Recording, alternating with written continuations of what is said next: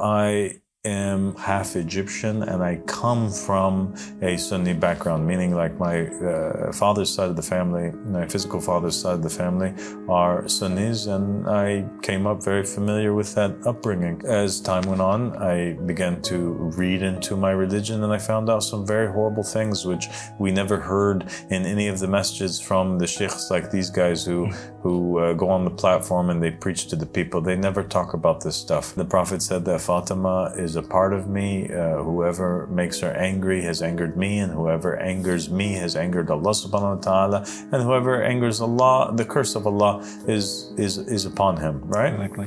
And we know that Fatima was very angry with Abu Bakr. She didn't talk to him. She refused to talk to him until she died, and she died 6 months after the passing of the Prophet Muhammad sallallahu alaihi wasallam. You can't have two people that are upon truth, right? If you have people that are killing each other, somebody's got to be upon truth and somebody's got to be upon falsehood, right? That's correct. Well, the Prophet Muhammad said that Ali is with the truth and the truth is with Ali ibn Abi Talib. In this Sunni religion that he's upon, I mean, basically the enemies of Islam, it's all reversed. It's like the opposite. The enemies of Islam are the guardians of Islam and the household of the Prophet, and his most beloved people in the whole world are the enemies of Islam, I guess now, and they're causing chaos. So we know that Al-Hassan and Al-Hussein are going into paradise. So I just don't understand how can Imam Al-Hassan and Al-Hussein go to paradise and their killers also go to paradise too. It doesn't make sense, right? Basically on the Thursday before his passing, what happened is that he was feeling very ill and he was on his bed, and a group of companions and household members from his family members were around him, and he said to them, "Please give me a paper and pen. I will write for you something which, if you hold on to it, you will never go astray." And some people tried to go get the paper and pen for the Prophet because that's what he requested, but unfortunately there's this very loud voice out of the crowd that prevented that and said, no, don't get him the paper and pen. He's hallucinating. He's not well. We don't need to hear what the Prophet has to say. It's enough for us to have the Quran. And it turned out that this guy was actually Umar ibn Khattab, and that's very unfortunate because it's very clear now what was happening. What was happening is that he wanted to make a coup d'etat. There was a conspiracy around the Prophet to, steal power away from the rightful heir and successor of the Prophet, Ali ibn Abi Talib. So they were trying to prevent it because this doesn't even make sense.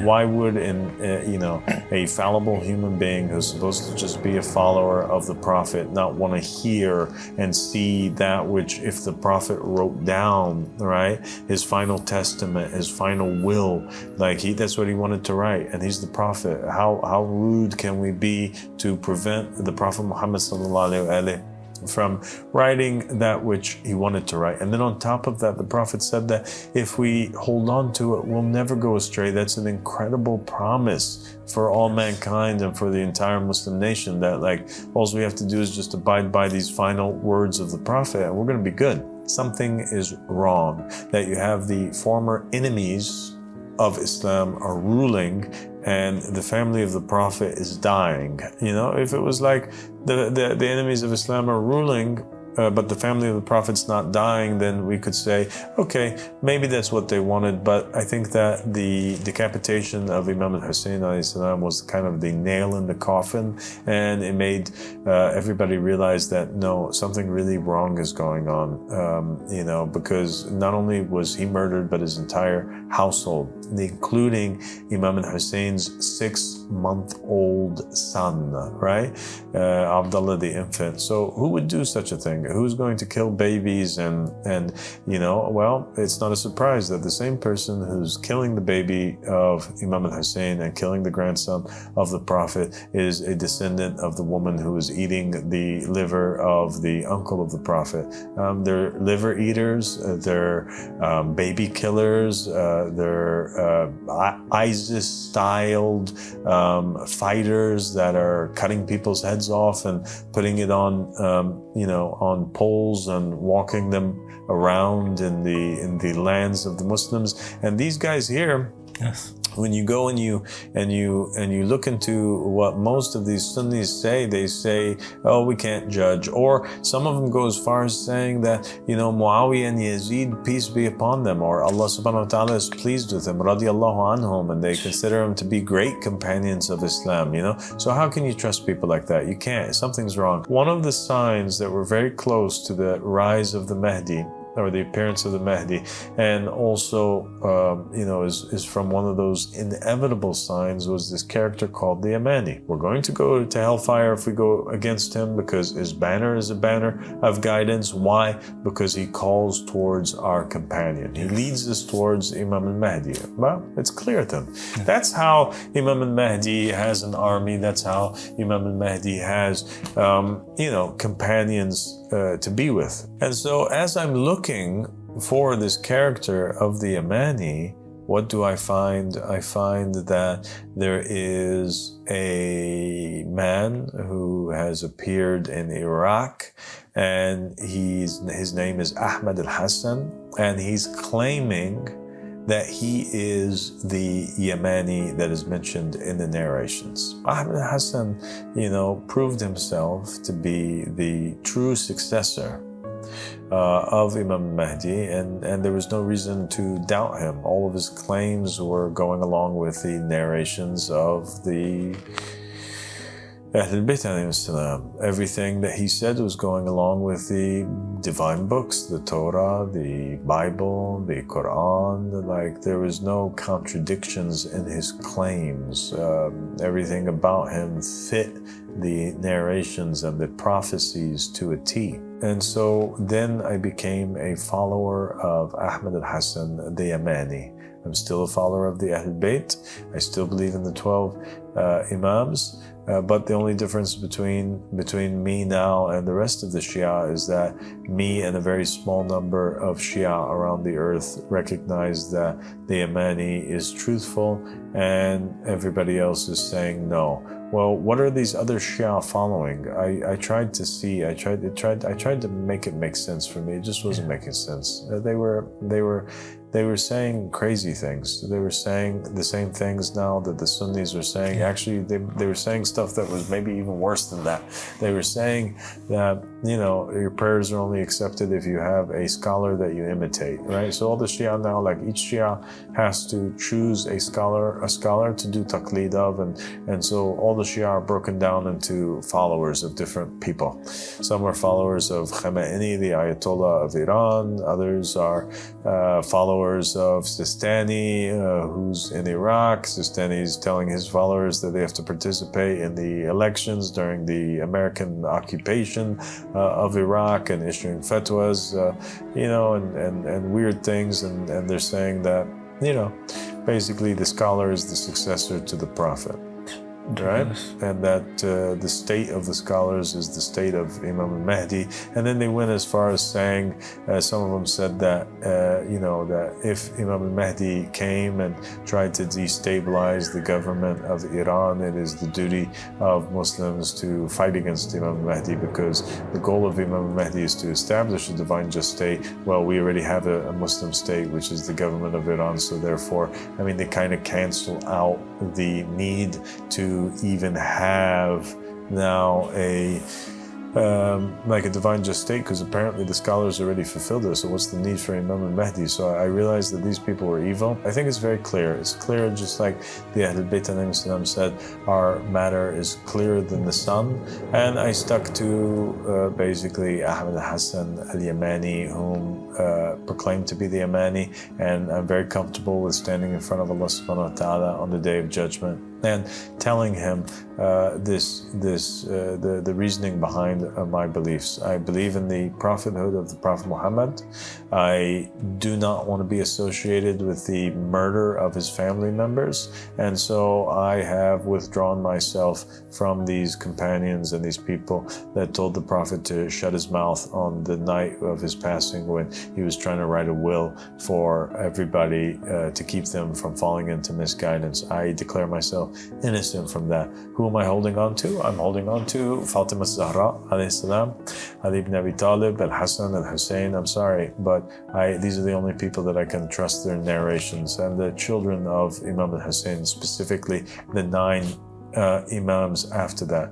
These are the only people that I can hold on to and believe in their narrations. And in their narrations, they told me about the Yamani, and a man came out and he showed me a letter of appointment. He showed me an apparent will, in which it's written in there that we have to follow this guy named Ahmad. You promised prophet, in the narrations, you said that whoever holds on to this will never be led astray. So I trust that you can't make a mistake when you hold on to somebody who's claiming to be in the will, because that would negate the promise that the Prophet gave on his deathbed, that whoever holds on to it will never go astray. So I feel confident that if I just hold on to it, I won't be misguided. And holding on to the will of the Prophet led me to believe in the claim of Ahmad al-Hassan, who presented a lot more proofs other than just this, just the will, including the banner and demonstrating knowledge, that comes only from somebody who's truly connected with Allah subhanahu wa ta'ala. And that's where my journey was.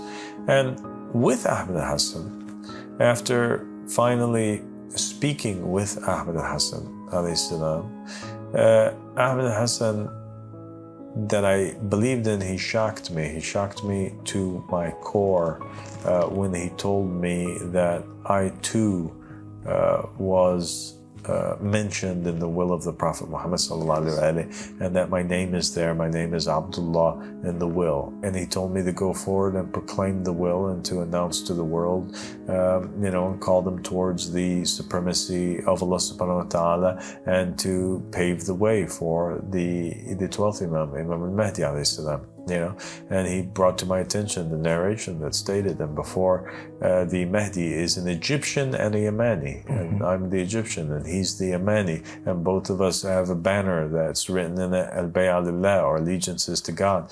Everybody else on the planet, they're calling towards other systems and methods and other people, and this call is the only call that is calling towards Allah subhanahu wa ta'ala. And I'm calling towards the legitimate successors of the Prophet Muhammad, and I'm declaring myself innocent and trying to warn people that they have to declare themselves innocent too from the enemies of the Prophet Muhammad from the scholars of the end time comes out the fitna, and to them it returns. The narrations state that the very enemies of Imam al-Mahdi, when he appears, are the scholars. They're the ones who issue fatwas against him. They destroyed the religion of Islam. They turned it from a religion of peace to a religion of terrorism. They paved the way and allowed for terrorists like Abu Bakr al-Baghdadi and other people like this from ISIS and all these other, Taliban and all these things, Osama bin Laden. It's all because these people feel that they have a right to talk in the name of Islam and make decisions, and call towards jihad. But, as far as I go, I don't believe that. I don't believe that these people have the power to issue fatwas in religion. And that's what's upsetting them. They don't have the authority. It's haram, actually. They don't have the right to say this is halal or this is haram. It's not allowed. And it's not allowed for people to imitate these scholars. Everybody has to research and know the religion for their own selves. And they're only obliged to follow the household of the Prophet Muhammad, the specific people that are mentioned in the will of the Prophet Muhammad. Nobody else is allowed to speak in the name of religion except for them, right? And those who are calling towards them. Why would I go to the masjid to even debate with somebody whom I am so far away from coming to agreement with him on anything? If he came to agreement on the fundamentals, right? If he accepted Ali ibn Abi Talib and the successors of Ali ibn Abi Talib, and the debate was just about like me and my claims, right? And Ahmad al-Hassan, that's fine, I would go out and debate him, but we're not even there. He's talking about something and I'm talking about something totally different. Fatima al-Zahra alayhi salam was murdered. People, all followers, all people of Islam, we have to recognize this. The daughter of the Prophet Muhammad was murdered. The door was slammed into her belly and her baby dropped. Her house was set on fire. This is the disrespect that was done to the household of the Prophet Muhammad.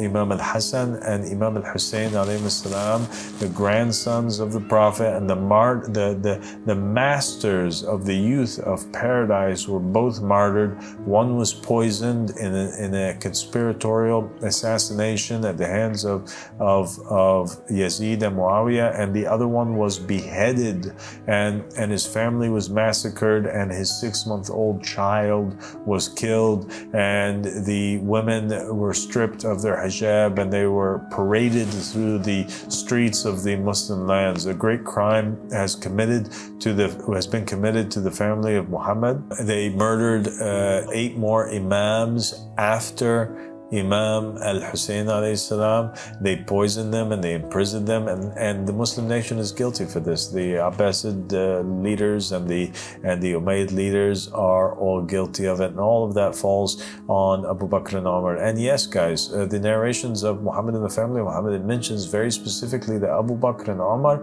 are in hellfire in a coffin of fire, along with Pharaoh and Nimrod, and like the worst of the worst, that they are horrible people. That the narrations of the Ahl-Bayt mentioned that the first person to pledge allegiance to Abu Bakr was Satan himself. These non-working scholars, okay, are a plague. They are the reason why Muslims are in the state that they are in. It started with Abu Bakr and Umar, and it's continued until this very present day. And the whole issue at hand is what? Is that there's people that are saying we have to follow those who are appointed by God in terms of our religion and our world, right? And there's people that want to just follow anybody that jumps on the pulpit or whoever manages to kill the family of the Prophet. So I'm sticking with the family of the Prophet. He's clearly sticking with other things. I'm not interested in his lies. It's natural that he lies about me. I don't even want to get into this type of debate unless we first talk about the family of the Prophet Muhammad and the great crimes that have occurred to them.